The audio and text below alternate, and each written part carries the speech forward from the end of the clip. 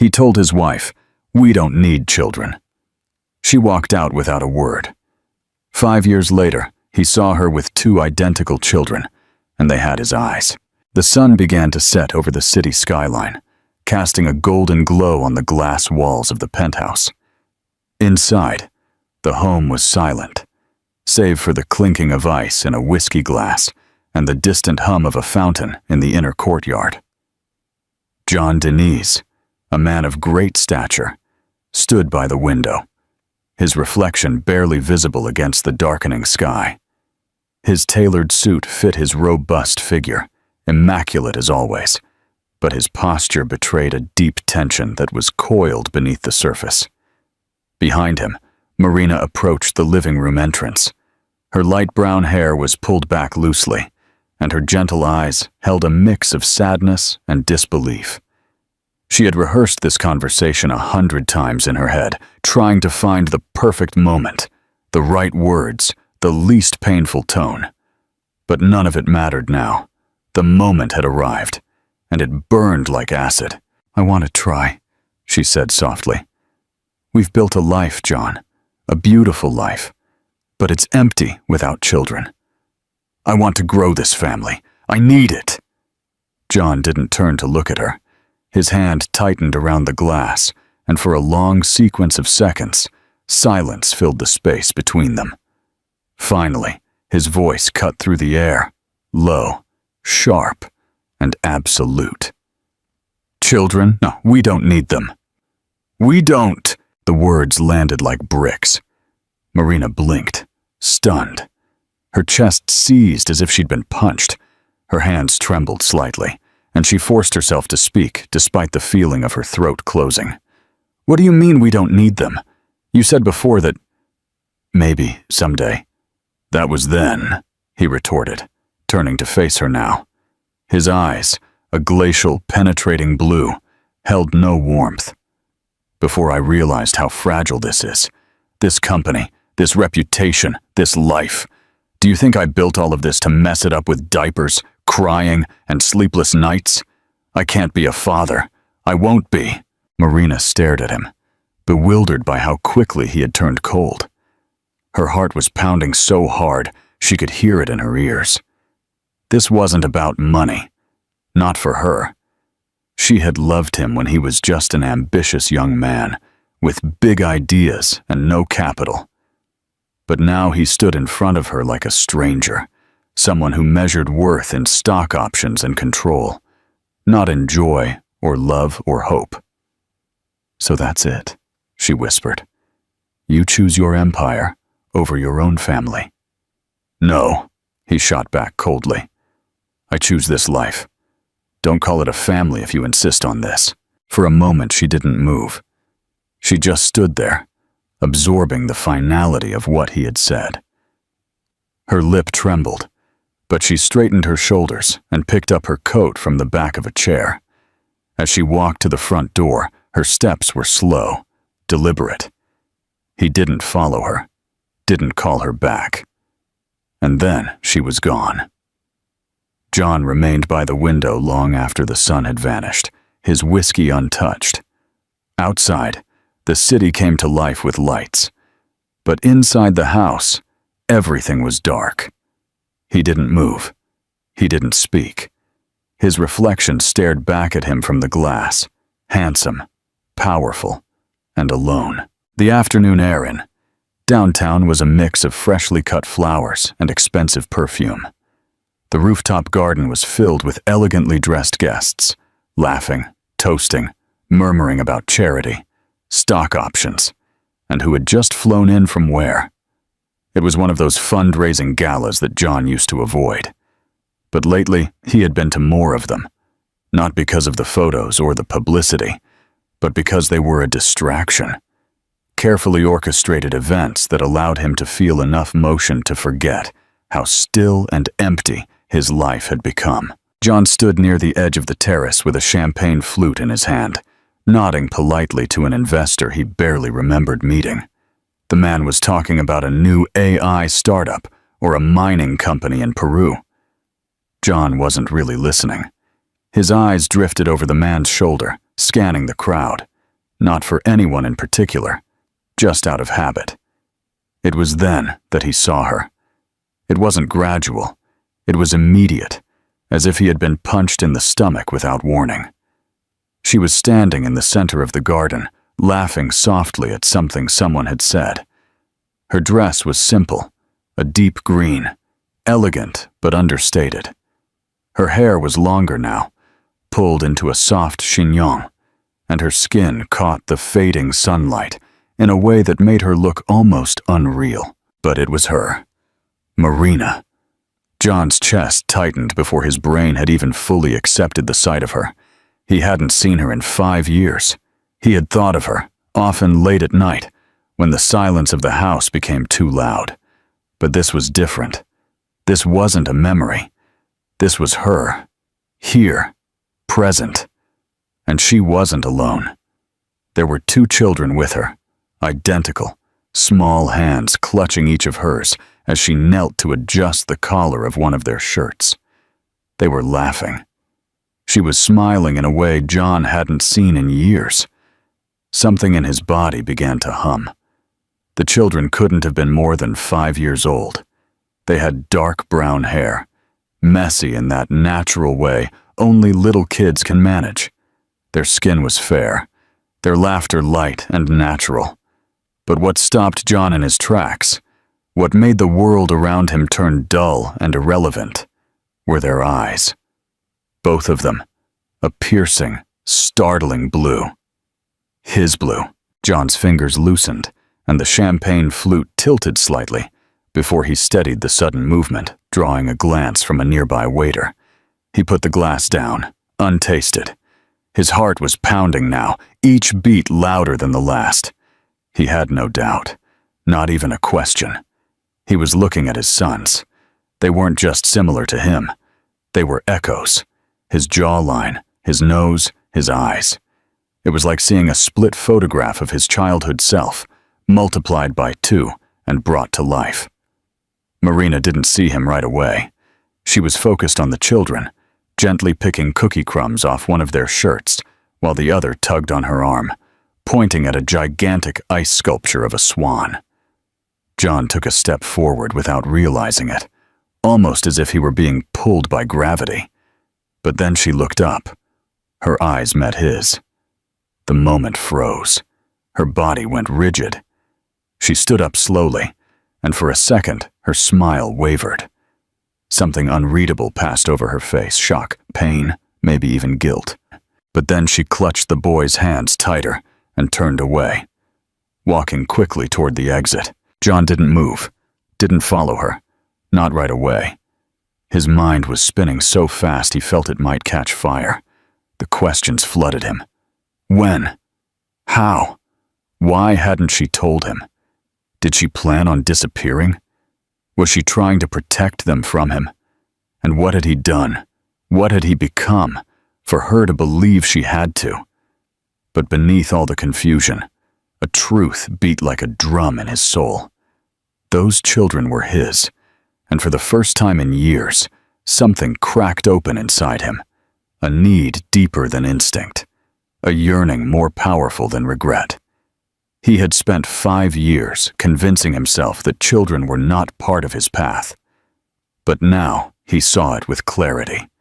His path had already led to them. He had simply refused to look. The laughter around him seemed distant now, separated from reality. The skyline glittered behind him, and a waiter brushed past with a tray of appetizers. But John no longer belonged in that moment. His world had shifted in a single heartbeat, and nothing he had built, no company, no deal, no amount of money, could compare to what had just walked away from him, hand in hand with the woman he had once loved and the 2 lives he never knew he had created. As the night fell over the city, John remained on that terrace, frozen between memory and revelation, wondering how long he had been blind to what truly mattered, and if it was already too late to find his way back. What do you think Marina felt when she saw John?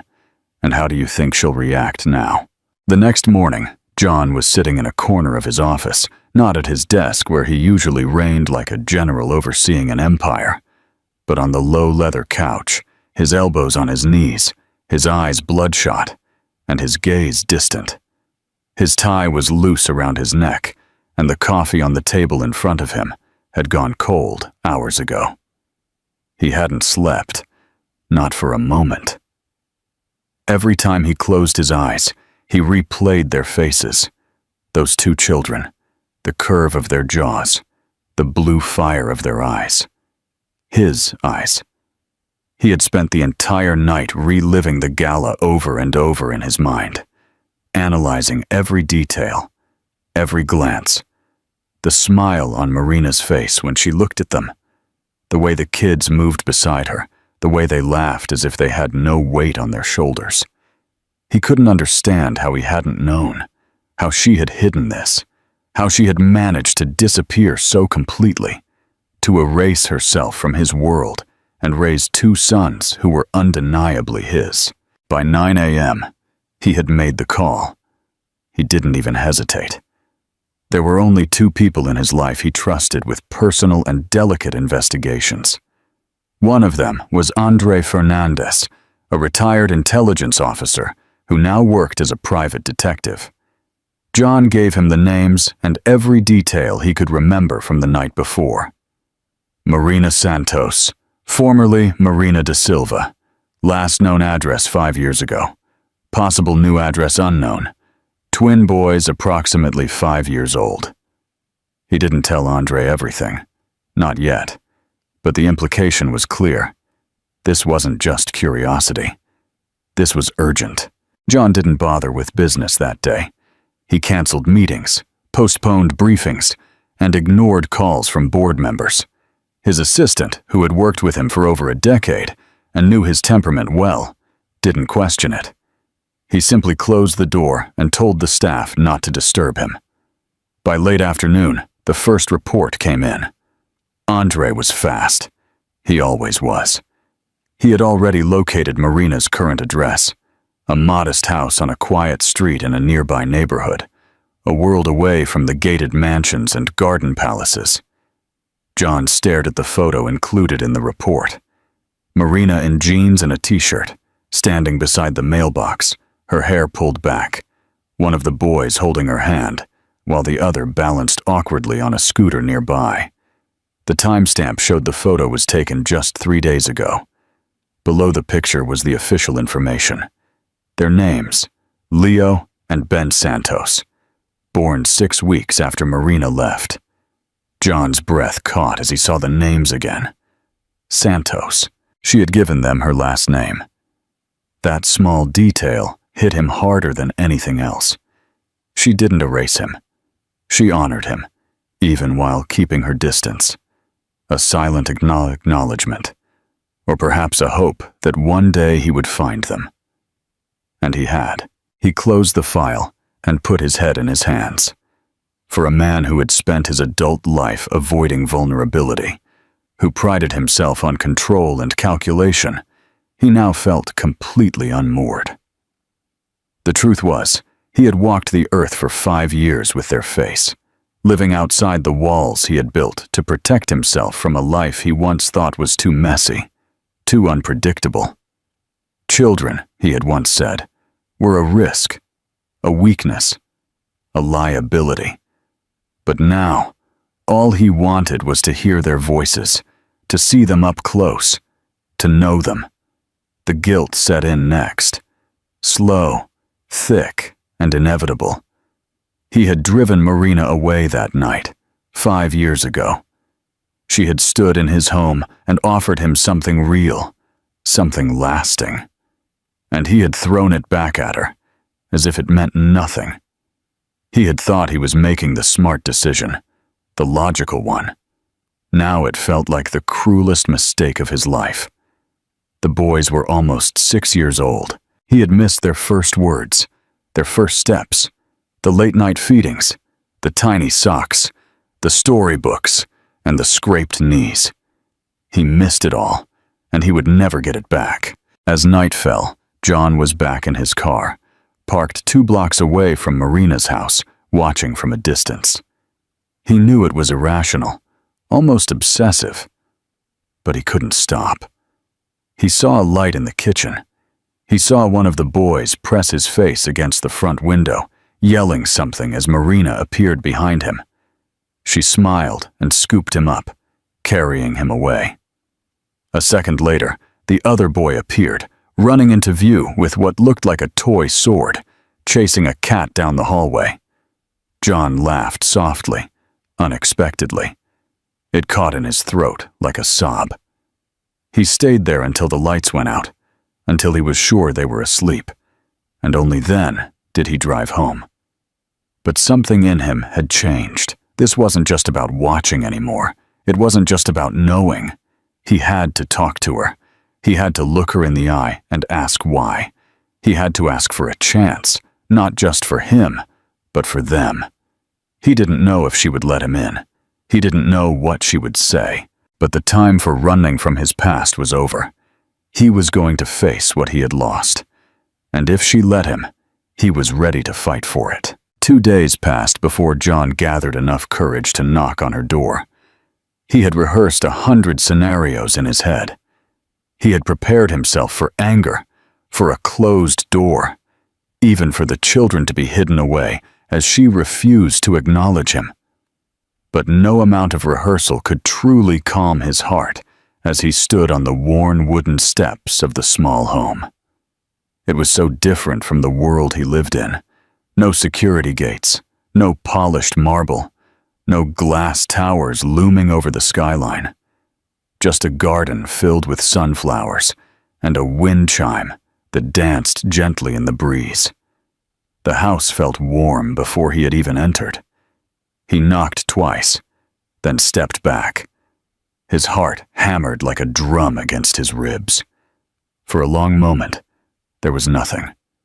Then he heard movement behind the door, the soft click of a lock sliding, the creak of hinges. When Marina opened the door, she looked at him with unreadable eyes. She didn't look surprised. It was as if she had known this day would come and had already accepted it. John didn't speak right away. He was too busy trying to memorize her face again. The subtle new lines near her eyes, the way her expression had become calmer, wiser. She was wearing a sweater with a faint stain on the sleeve, probably from the boys, and jeans cuffed at the ankle. She looked like someone who no longer lived for appearances, and yet she was more beautiful than he remembered. "Hello," he finally said. The word sounded small, almost ridiculous given all it carried. "Hello," she replied, her voice calm but wary. She stepped out and closed the door halfway behind her, leaving only a sliver of the living room visible. John noticed a pair of tiny sneakers on the welcome mat just inside. "I saw you the other night," he said, keeping his voice low. "At the event." "I know," she replied. "I saw you too." John swallowed hard. "Those are my children." Marina didn't flinch. "Yes, they are." The confirmation was like a shot to the chest. Hearing it aloud made it real in a way photos and instinct never could. He lowered his gaze, guilt flashing across his face. "You didn't tell me." "You told me not to," she said softly but firmly. "That night, when I told you I wanted to have children, you didn't just say no, John. You made it perfectly clear there was no place for them in your life. You were angry, cold, final. So, I made a decision. I walked out because I wasn't going to bring children into a home where they weren't wanted." "I didn't know you were pregnant," he whispered, almost too ashamed to meet her gaze. "No, you didn't. And I didn't want to come back just to be rejected again. I did what I thought was right for them." John nodded slowly. "I understand. I do. But I need to know them. Not as a guy looking from a car down the street. I want to know them. I want to try." Marina looked down at the porch steps beneath her feet. "They're happy," she said after a pause. "They don't know they're missing anything. I didn't raise them to feel incomplete. I gave them everything I could." And you?" She faced him now. Her voice softened just a bit. "You weren't ready then? Are you really ready now?" "I don't know if I'm ready," he admitted. "But I know that I want to be, and that has to count for something." Her eyes searched his, and something shifted in her expression. Maybe it was the honesty in his voice, or the way he looked at her. Not like a man trying to regain control, but like someone who had lost something and had finally realized what it was. After a long moment, she exhaled. "You can know them," she said, "but not as a father. Not yet. They don't know you exist, and I'm not going to confuse them with something too big, too fast. You can be a family friend, someone they get to know naturally. If you're serious about this, if it's not just guilt or curiosity, then you'll take what I offer you, and you'll earn the rest." John nodded. The weight on his chest lifted enough to let him breathe. "I'll take anything you give me." She hesitated just a second longer before she opened the door and stepped back. Inside, the house smelled of cinnamon and crayons. There were toys scattered on the rug. A children's cartoon played softly in the background. And then, two children peered around the corner of the hallway. One was holding a toy dinosaur. The other had a smear of chocolate on his cheek and a wide, suspicious grin. "Boys," Marina said in a gentle voice. "This is John. He's a friend of mine. He might come over sometimes, so be nice." Leo tilted his head, studying him in silence, while Ben grinned and waved with his dinosaur. "Hello, John," he chirped. John's breath caught with an unexpected surge of emotion, and he knelt down slowly. "Hello. That's a very cool T-Rex you have." And so the first brick was laid, not as a father, not yet, but as someone who was starting over. Someone willing to start from nothing, with nothing but hope and the silent, urgent promise that he would never turn his back on them again. Do you think Marina's decision to let John into their lives is the right one? It was a Thursday afternoon when the past returned in the form of an unexpected email.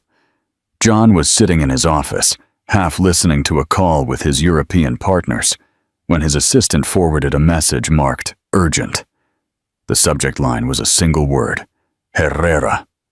John's blood ran cold. He hadn't heard that name in years. Marcos Herrera, Marina's old boss, the man she had walked away from quietly but decisively after leaving John.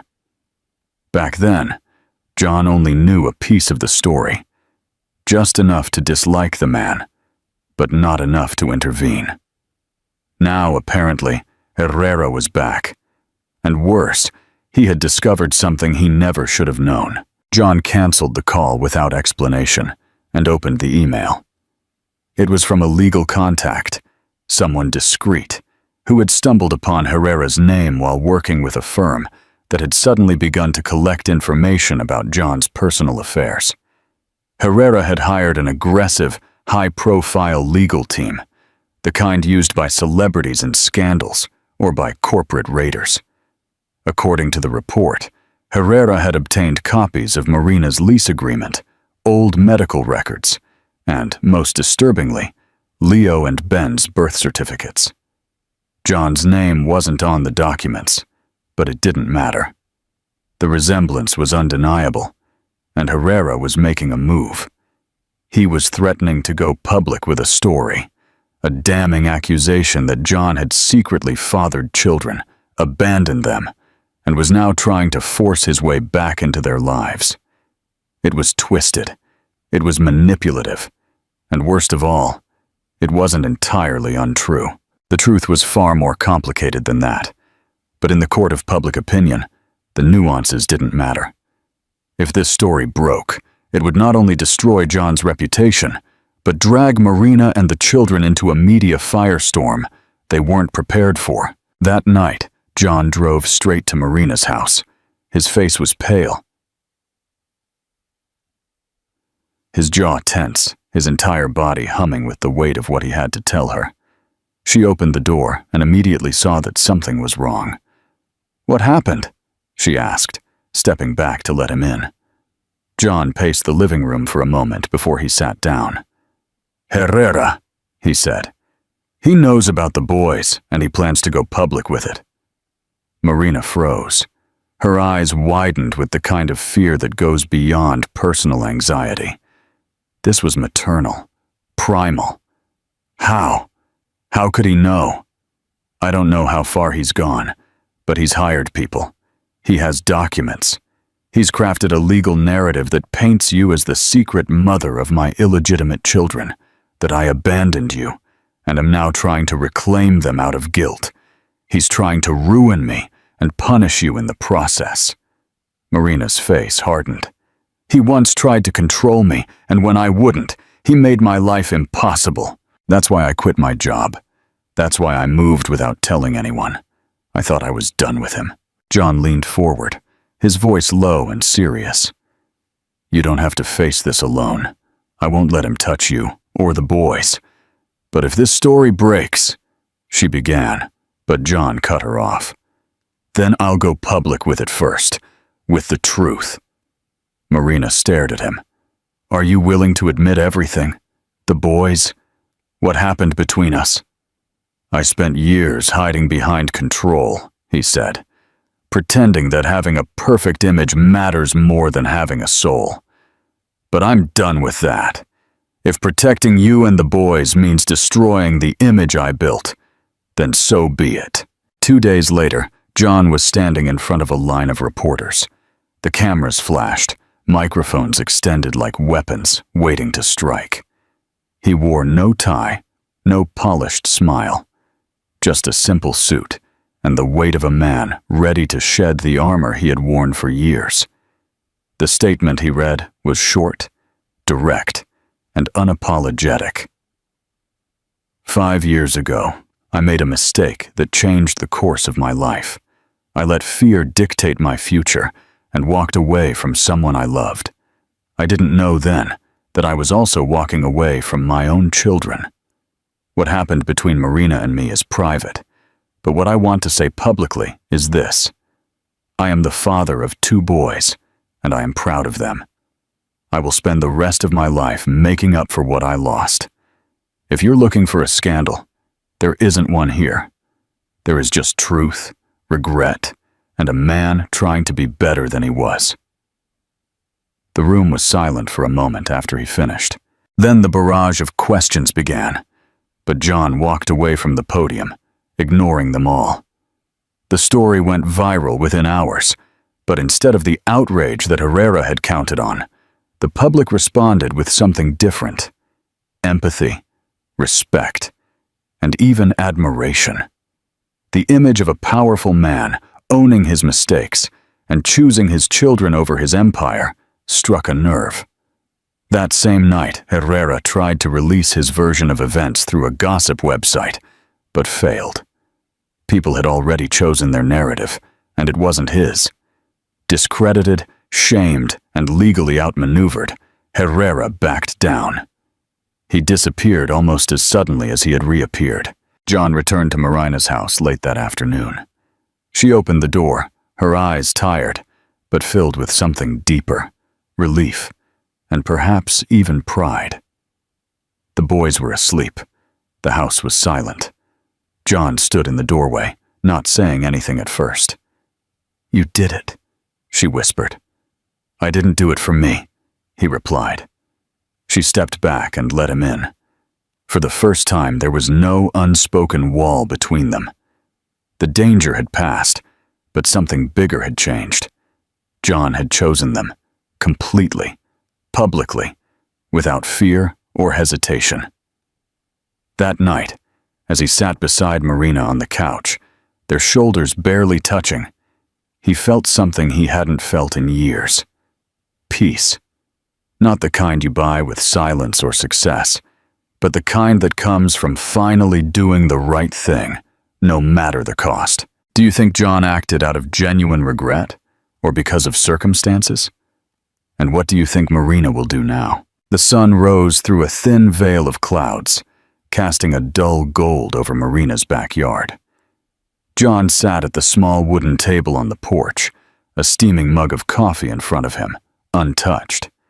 Inside the house, muffled laughter echoed from the hallway, where Leo and Ben were chasing each other with cardboard swords, already engrossed in a game of pirates that had begun before breakfast. It was chaos, but the kind that settled deep in the bones and felt like life. John wasn't used to this kind of noise, this kind of rhythm, where spilled cereal and mismatched socks weren't signs of disorder, but proof of warmth. He still didn't belong here, not fully, but for the first time, he felt that maybe, just maybe, he was beginning to. Marina joined him on the porch with a soft sigh, pulling her sweater tighter. Her eyes were tired, but no longer cautious. The last week had been a blur. Reporters, statements, legal cleanup, some late-night phone calls to acquaintances who had promised to help keep the worst of the noise away from the children. But the noise was fading now, replaced by something quiet, something steady. She poured herself a cup of tea and sat across from him, studying his face for a long moment. "They're asking questions," she said softly. "Leo asked me last night why everyone thinks you're famous." John looked down at his mug and let out a breath. "What did you tell him?" "I told him you were someone who used to think success was about being important to strangers, but that you're now trying to be important to the people who matter." A quiet smile touched his lips. "That's fair. And Ben wants to know if you'll take him to the Science Museum this weekend. He thinks you're the kind of grown-up who likes dinosaurs." "I am absolutely that kind of grown-up," John said, his voice warm. "I'll take both of them, as long as they don't try to ride the T-Rex skeleton." Marina smiled at this and looked away for a moment. "They're starting to feel safe with you," she said. "Not just comfortable." "Safe," John nodded, feeling the weight of those words settle inside him like an anchor. "I won't disappear from their lives. I want them to know that." "I know," she said in a low voice. "They do too, even if they can't say it yet." They sat for a while in silence, sipping their drinks and watching the garden sway gently in the breeze. Finally, Ben came running out the back door with a crumpled drawing in his hand, declaring that it was a map to hidden treasure and that they needed John to help them find it. Leo followed close behind, his arms crossed, already playing the role of the serious captain who had no time for nonsense. John rolled up his sleeves and let the boys drag him into the yard, where they spent the next hour digging imaginary holes and unearthing ancient gold in the form of bottle caps and shiny pebbles. Later that afternoon, after the treasure hunt had dissipated into naps and cartoons, John found himself alone with Marina in the kitchen. He was drying dishes as she prepared a lasagna for dinner, the two of them moving around each other with a surprising ease neither of them expected would return. It felt domestic, natural, and dangerous in the way old feelings creep in when your defenses are down. At one point, their hands brushed as they reached for the same spoon, and Marina stopped. The air between them shifted. It wasn't heavy. It wasn't awkward. It was just different. A pause filled with unspoken things. She looked at him. Really looked at him. And he could see how hard she had tried to build her world alone, how long she had protected herself and the boys, with a strength that deserved more than admiration. It deserved a partner. "You're different now," she said. Not as a compliment, just as a truth. "I had to be," John replied. "I don't want to be the man I was when you walked away. That man didn't know what he had, or what he was losing." She nodded, then turned back to the stove. "And now, what do you want?"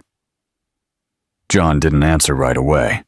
He put down the dish towel, moved over to the counter, and stood next to her. "I want a life I don't have to rebuild every time I feel empty. I want a family that doesn't have to be won with numbers or press releases. I want to sit at this table and be the one they tell about their science projects and their nightmares. I want to be more than a name on their birth certificates. I want to be their father, and I want to earn your trust again. Not because I'm trying to fix what I broke, but because I want to build something better." Marina didn't answer immediately, but she also didn't pull away. She looked at him, and this time, her eyes didn't hold that old caution. They held a question, maybe even a hope, that she had tried to bury for years. That night, they ate dinner together as a family. Not a broken family, not a patched-up family, just a real family. The kids talked over each other, spilling sauce on their shirts, laughing with their mouths full, arguing over who got the last piece of garlic bread. Marina caught John's eye from across the table, and he knew something had changed. It wasn't the finish line, or even the beginning of something new. It was the space in between, where love gets a second chance to blossom, not from perfection, but from honesty, patience, and the quiet, steady promise that this time, no one was walking away.